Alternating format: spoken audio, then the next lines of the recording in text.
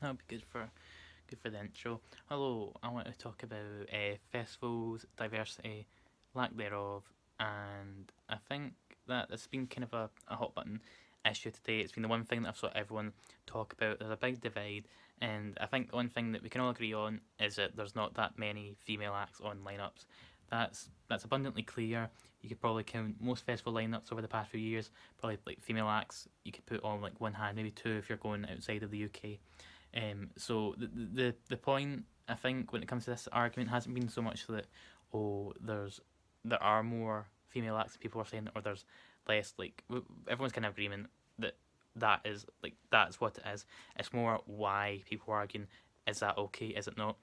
On one hand, we'll call side one here, are saying that that's okay because it's male headliners that people are usually going for. The festivals want to sell more tickets, so they're going to go for them. And while it's true to a certain extent that they are businesses, they want to make money, like there's no denying that. I think there are plenty of female acts that could definitely headline. If we're talking about like Red and Leeds in general here, I guess Paramore are like the big one for me that comes to mind straight away, mainly because they did co-headline a few years back along with, I think it was Queens of the Stone Age, but don't quote me on that. But they co-headlined that year, so I think they're more in a position than ever after the success of After Laughter to be headlining. You could arguably say that somebody like Lana Del Rey could also headline. I guess people try and say that Red and Leeds is more of a rock festival, so no, she wouldn't. But like, it's not really been a rock festival for that kind of long. It's been more kind of like trying to go for rock, rap, and alternatives. So like, yeah, I'd say she could definitely headline something like that.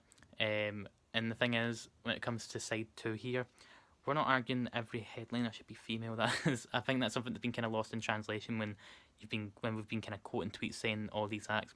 We just want these acts to be on the lineup because it's totally clear that somebody like Courtney Barnett, St Vincent, Always, Churches, Haim, Hines, Honeyblood, like I'm just kind of rambling off about acts off the top of my head here.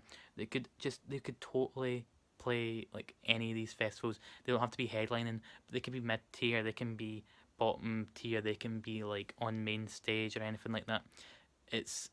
Variety is the spice of life, and I would love it for more festivals to have this variety, so that when I'm trying to choose a festival, I know that I'm trying to get something a bit more kind of unique. People try and say like, oh, it's like a quota, it's like token acts playing. I don't think that's the case at all. I don't think anyone would argue with having just different acts because I've looked at a few. Maybe so much. Not. I don't think there's been like full lineups in this point, but like the gist of them. So hope maybe in a few months this kind of like backlash when they kind of give the whole lowdown. Maybe that will have changed.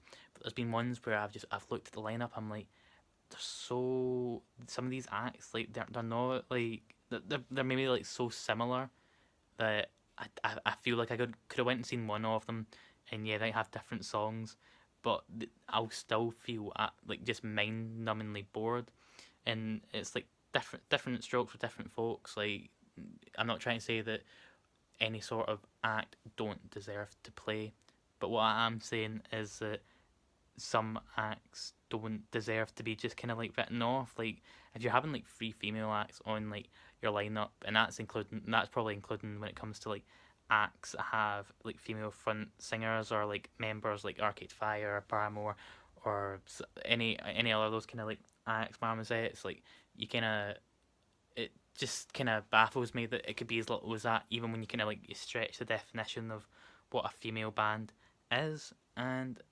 what I want my main point, like my kind of conclusion to be here, is that I don't think people like myself aren't being daft for just wanting some more variety. Like it's not a hard ask, I say, um, because there are certain festivals that I think do this quite well, but for the most part they're just kind of letting people down by just kind of sticking to the same guns, not giving these female acts a chance when they've already been given kind of either good critical or commercial performances. So just why not give them a chance? I get the feeling that people that are watching this have probably disliked it already because you're just on the opposing side here, and I totally get it. Like it's not always going to be black and white. There's going to be a lot of there's gonna be middle ground, I think, for us to agree on. So I'd love to hear what you think, whether you agree or disagree with me.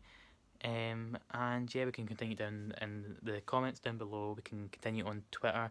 My @'s BlinkClyro, but without any of the vowels. And yeah, we'll end it at that. There's so much more we could talk about here, because like not even with just kind of like representation of women. Like there's a whole kind of like representation of people that don't identify with the binary, like all of that. But I don't think I'm as informed to talk about that as somebody from that community is. So I'll leave that to somebody else to talk about. But hopefully I've made my point here clear.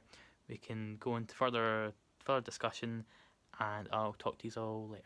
Bye.